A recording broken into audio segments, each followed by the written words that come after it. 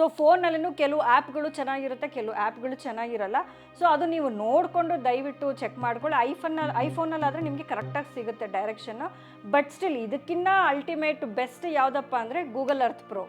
So ಈಗ ಎಲ್ಲ vastu consultant Google Earth Pro use ಮಾಡ್ತೀವಿ. ಯಾಕಂದರೆ ನಮಗೆ ಯಾವುದೇ ರೀತಿಯಾದ ಒಂದು ಮ್ಯಾಗ್ನೆಟಿಕ್ ಫೀಲ್ಡ್ ಆಗಿರ್ಬೋದು ಡಿಸ್ಟರ್ಬೆನ್ಸ್ ಆಗಲ್ಲ, ನಮಗೆ ಡಿಗ್ರಿ ಅನ್ನೋದು ಕರೆಕ್ಟಾಗಿ ಸಿಗುತ್ತೆ. ಸೊ ಅದು ನೀವು ಗೂಗಲಲ್ಲಿ ಎಷ್ಟೊಂದು ವೀಡಿಯೋಗಳಿದೆ ಹೇಗೆ ನಾವು ಗೂಗಲ್ ಅರ್ತಿಂದ ಡೈರೆಕ್ಷನ್ ಚೆಕ್ ಮಾಡ್ಬೋದು ಅಂದರೆ, ನೀವೇನಾಗುತ್ತೆ ನಿಮ್ಮ ಗೂಗಲ್ ಅರ್ತ್ಗೆ ಹೋದಾಗ ನಿಮ್ಮ ಬಿಲ್ಡಿಂಗಲ್ಲಿ ನಿಮಗೆ ಕಾಣುತ್ತೆ. ಆವಾಗ ಏನು ಮಾಡ್ಬೇಕು, ನೀವು ಒಂದು ಕಾರ್ನರಿಂದ ಅಲ್ಲಿ ಸ್ಕೇಲ್ ಅಂತ ಸಿಗುತ್ತೆ. ಆ ಸ್ಕೇಲ್ನಲ್ಲಿ ಒಂದು ಕಾರ್ನರಿಂದ ಇನ್ನೊಂದು ಕಾರ್ನರ್ ಈ ರೀತಿ ನೀವು ಲೈನಲ್ಲಿ ತೊಗೊಂಡೋದಾಗ ಏನಾಗುತ್ತೆ, ನಾರ್ತ್ ಎಷ್ಟು ಡಿಗ್ರಿ ಟಿಲ್ಟ್ ಆಗಿದೆ.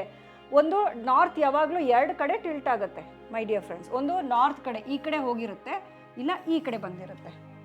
ಇದು ಯಾರು ನಿಮಗೆ ಹೇಳಲ್ಲ ಯಾವ ಕಡೆ ಟಿಲ್ಟ್ ಆಗಿದೆ ನೋಡ್ಕೊಳ್ಳಿ. ಸಪೋಸ್ ನೀವು ಹಿಂಗೆ ಇಟ್ಟಾಗ 32 1 2 3 ಡಿಗ್ರಿ 5 ಡಿಗ್ರಿಯಿಂದ ಬಂದರೆ ಅದು ವೆಸ್ಟ್ ಕಡೆ ಬಂದಿದೆ ಅಂತ ಅರ್ಥ. ಓಕೆನಾ? ಈಗ ಇದು 360 ಡಿಗ್ರಿ ಅಂತೀವಿ. North is 360 degree over all. ಓಕೆನಾ? 360 ಡಿಗ್ರಿ ನಾರ್ತ್. ಇದು ಈ ನಾರ್ತ್ ಏನಾದರೂ ನಿಮಗೆ ನೀವು ಅದು ಗೂಗಲ್ ಅರ್ಥಲ್ಲಿ ಚೆಕ್ ಮಾಡಬೇಕಾದ್ರೆ 15 ಡಿಗ್ರಿ ಟಿಲ್ಟು ಅಂತ ತೋರಿಸ್ತು ಅಂದರೆ ಆವಾಗ ಅದು ವೆಸ್ಟ್ ಕಡೆ ಬಂದಿದೆ. ನಂಬರ್ಸ್ ಈ ಥರ. ಅದೇ 365 ಇವಾಗ ಸಪೋಸ್ 3 ಡಿಗ್ರಿ ಟಿಲ್ಟು 345 ಡಿಗ್ರಿ ಅಂತ ಬಂತು ಅಂತಂದರೆ ಅದು ಈಸ್ಟ್ ಕಡೆ ಟಿಲ್ಟ್ ಆಗಿದೆ ಅಂತ ಅರ್ಥ. ವೆರಿ ಸಿಂಪಲ್, ಸರಿನಾ? ಸೊ ಈಗ ನಿಮ್ಮ ಡಿಗ್ರಿ ನಿಮಗೆ ಸಿಕ್ತು. ಎಲ್ಲರಿಗೂ ಈ 0 ಡಿಗ್ರಿ ನಾರ್ತು ಸಿಗಲ್ಲ. ಇದೇ ನಾವು ತಪ್ಪು ಮಾಡೋದು.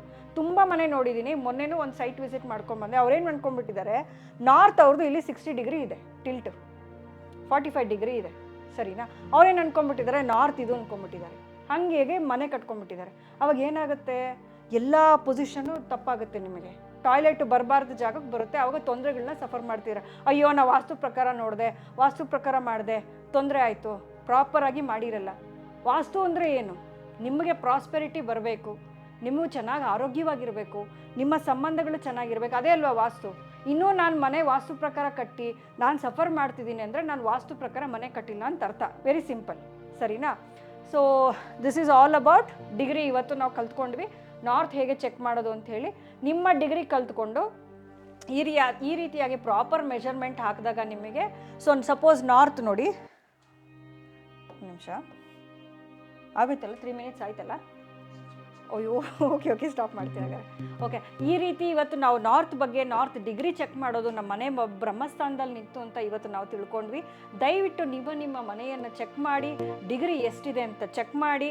ಆ ಡಿಗ್ರಿ ತಕ್ಕನಂಗೆ ಎಲ್ಲ ಡಿಗ್ರಿನೂ ಟಿಲ್ಟ್ ಆಗಿರುತ್ತೆ. ಅದನ್ನು ಫಸ್ಟ್ ಮೇಯ್ನ್ ಇಂಪಾರ್ಟೆಂಟ್ ನೀವು ಕಂಡುಹಿಡಬೇಕಾಗಿರೋದು.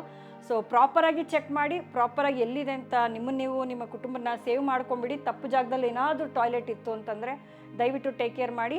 ಸೊ ಈ ರೀತಿಯಾದ ಒಂದು ಒಳ್ಳೆ ಇನ್ಫಾರ್ಮೇಷನ್ ನಿಮಗೆ ಇಷ್ಟ ಆಯಿತು, ನಾನು ಕೊಡ್ತಾ ಇರುವಂಥ ಇನ್ಫಾರ್ಮೇಷನ್ ಆಯಿತು ಅಂದರೆ ದಯವಿಟ್ಟು ಕಮೆಂಟಲ್ಲಿ ಕಮೆಂಟ್ ಮಾಡಿ.